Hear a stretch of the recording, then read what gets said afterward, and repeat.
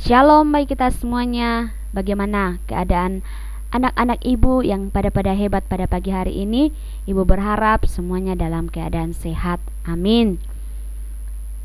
Berjumpa lagi dalam pembelajaran kita pada pagi hari ini, yaitu pendidikan agama Kristen dan budi pekerti. Sudah disiapkan Alkitabnya, LKS-nya, buku tulisnya. Baik, kita membuka Alkitab dari Markus 10 ayat 45. Markus 10 ayat 45, firman Tuhan, "Karena anak manusia juga datang bukan untuk dilayani, melainkan untuk melayani, dan untuk memberikan nyawanya menjadi tebusan bagi banyak orang."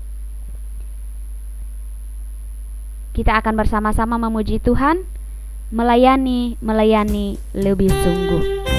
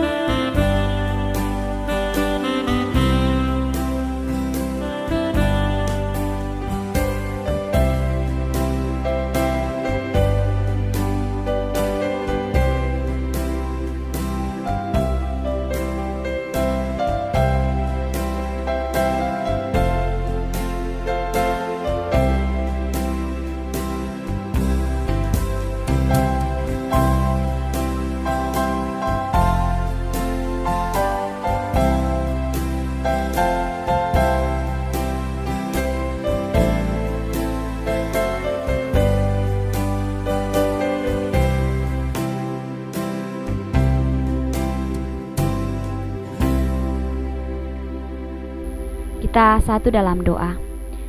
Tuhan Yesus, dengan segala kerendahan hati kami datang di hadapan hadirat-Mu, mensyukuri untuk segala berkat-Mu dalam kehidupan kami, kesempatan yang Kau berikan untuk kami boleh belajar sebagian daripada firman-Mu. Tuhan, tolong kami dan mampukan kami, agar kami boleh melakukan firman-Mu ini. Bahkan kami akan melanjutkan pembelajaran kami pada pagi hari ini. Kami mohon kuasa-Mu yang akan mengurapi kami semua, baik hamba-Mu yang akan menyampaikan pembelajaran ini melalui media ini, maupun anak-anak hamba-Mu yang akan mendengar dan menyaksikan di rumah mereka masing-masing. Peliharakan mereka Bapa, lindungi dan jaga mereka, sehingga kami semua aman dalam lindungan kasih sayang-Mu. Di dalam nama Yesus kami berdoa dan mengucap syukur. Amin. Baik, kita akan masuk dalam pembelajaran yang ke-10. Susah atau senang tetap melayani. Susah atau senang tetap melayani. Bacaan kita dari 2 Timotius 1 ayat 3 sampai 7 dan 4. Dan Markus 10 ayat 45. Nah, coba perhatikan gambar yang ada di layar monitor. Ya, gambar apa itu? Iya, gambar seorang pramusaji, ya, atau pelayan restoran. Nah, sikap seorang pelayan restoran, dia akan menjamu kita dengan ramah, menanyakan menu pesanan pelanggan, dan dengan sikap sabar ia juga merapikan dan membersihkan kembali meja yang kotor bekas pelanggan makan di sana. Iya, di mana lagi kita bisa melihat seorang pelayan? Di rumah sakit. Di rumah sakit kita melihat ada dokter, ada suster, ada perawat. Nah, mereka itu melayani pasien dengan sabar. Ia bisa saja mendapat perlakuan yang tidak baik dari pasien yang sedang merasakan sakit. Bisa diejek, dimarahi. Dalam keadaan susah atau senang, seorang dokter atau seorang perawat tetap melayani pasien. Karena itu tugasnya. Nah, sikap seperti inilah yang dilakukan oleh Tuhan Yesus dalam melayani murid-muridnya dan manusia berdosa. Dengan penuh kasih, kesabaran, dan kerendahan hati, Tuhan Yesus memberi teladan untuk melayani sesama.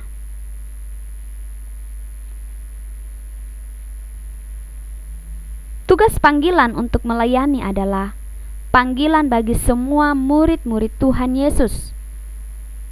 Seperti Tuhan Yesus mau melayani murid-murid pada waktu ia turun ke dunia, setelah naik ke sorga, pelayanan Tuhan Yesus diteruskan oleh murid-muridnya.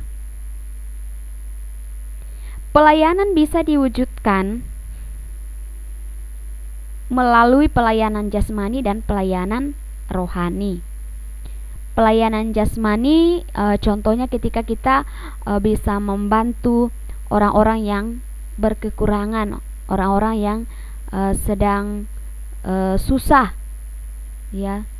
Kalau pelayanan rohani, contohnya ketika kita menasehati teman kita yang sedang melakukan kesalahan, atau kita mendoakan saudara-saudara kita yang terkena bencana alam atau mendapatkan suatu masalah.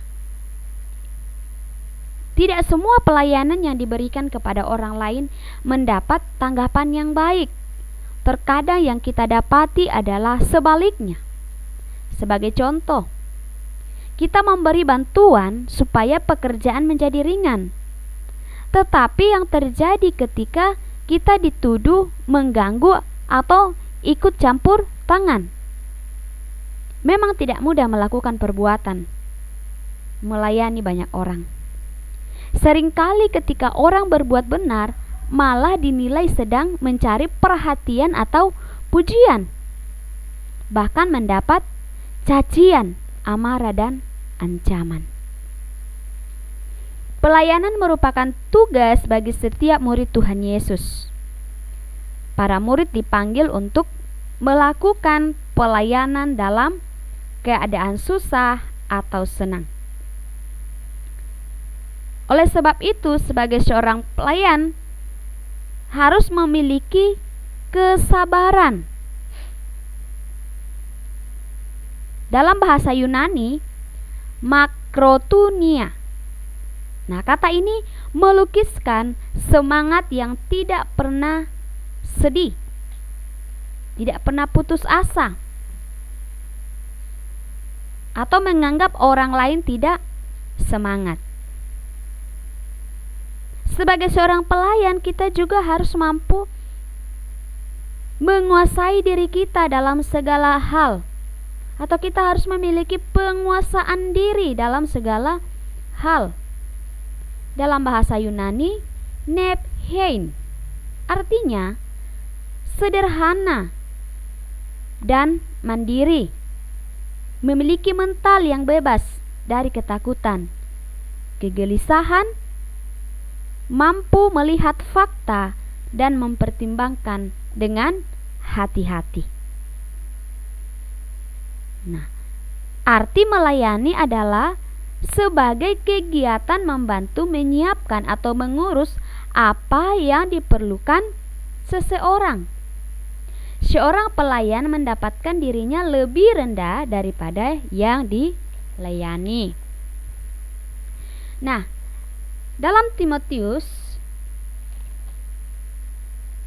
Kedua Timotius 1 ayat 3 sampai 7 dan juga pasal 4 ayat 1 sampai 5.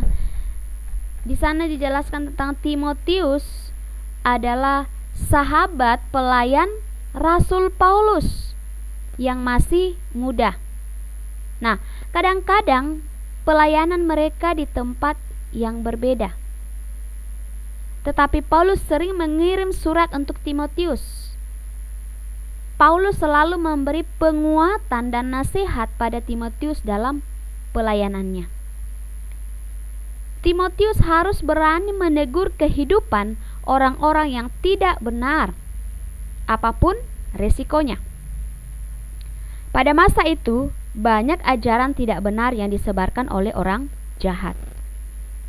Nasihat Timotius ada yang mendengarkan, ada yang acuh tak acuh, ada yang tidak peduli, ada yang egois, mau menang sendiri. Banyak orang yang mengaku Kristen, tetapi hidupnya makin buruk dan keras kepala serta melakukan ketidakadilan. Timotius adalah seorang pemuda yang taat pada Tuhan. Ia dididik oleh keluarga yang taat pada Tuhan.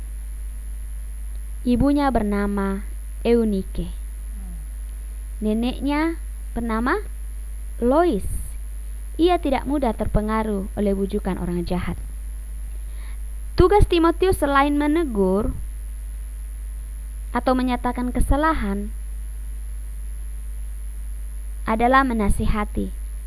Artinya mengarahkan kepada ajaran yang benar dengan membesarkan hatinya atau memberi semangat.